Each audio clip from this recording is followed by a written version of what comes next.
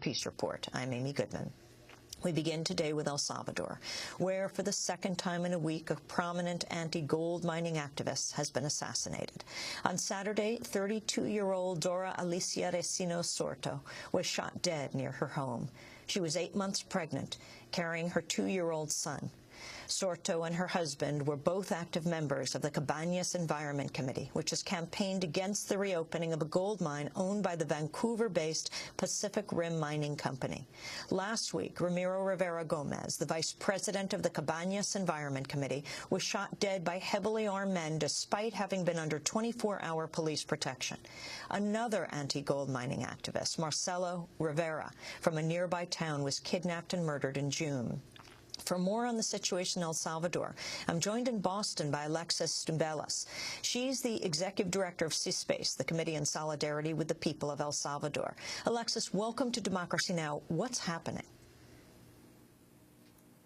Well, thanks for having me, Amy. As you mentioned, the spate of violence has happened and has increased very urgently within the last week. What the people of Cabañas are facing right now is a really serious crisis surrounding the opposition to this gold mine proposed by Pacific Rim. And over the last several years, this opposition to the mine has been increasing.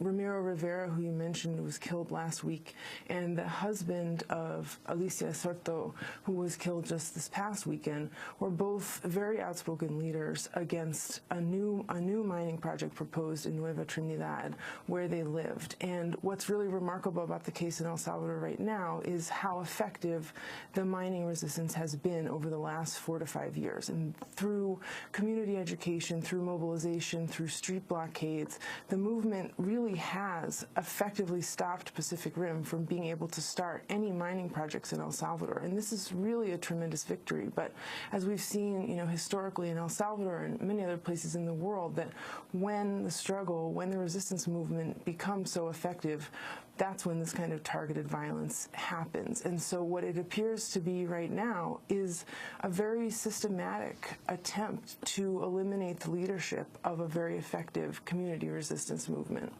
Can you give us the picture of the map in El Salvador? Exactly where this gold mine is? Was it operating? What is the Vancouver company saying about this? Well, the mining projects are proposed in the northern part of the region, a department called Cabañas, and it's a very rural part of the country. It's very densely populated.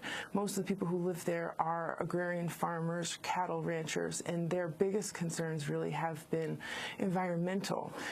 Pacific Rim owns a mine called El Dorado, which is near the community of San Isidro, where Marcelo Rivera lived and was organizing. And they also have several other proposed mining projects in the area, for example, in Nueva Trinidad, where Ramiro Rivera and Alicia Sorto are from.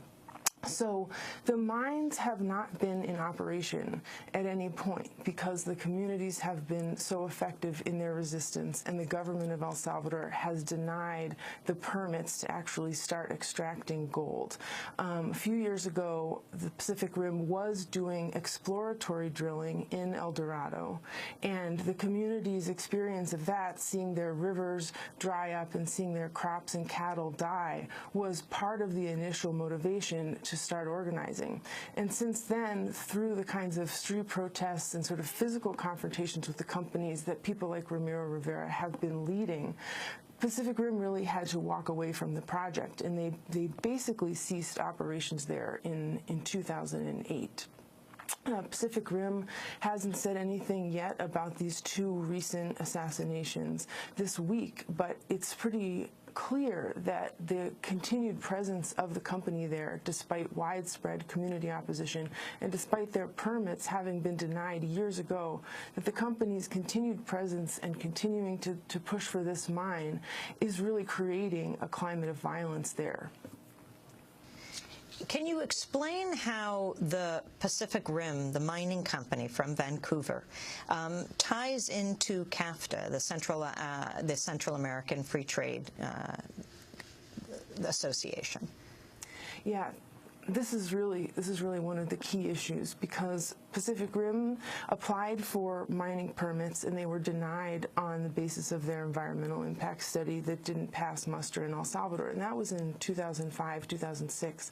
But just this past year, Pacific Rim filed a lawsuit through CAFTA, the U.S. Central American Free Trade Agreement, suing the Salvadoran government for, at the minimum, $77 million, claiming that this is money that they've lost in their investment, or money, potential profits that they could have made had they been granted the permits.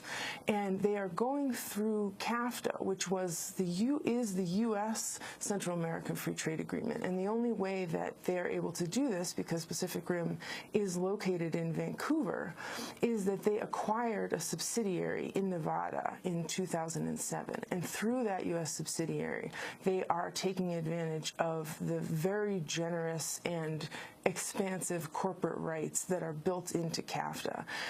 CAFTA has a Chapter 11, which is Chapter 10, which is very similar to NAFTA's Chapter 11 around quote-unquote investment rights, which really is a chapter that gives transnational corporations tremendous legal access to the natural resources of the countries in Central America and in Mexico, and defines investors with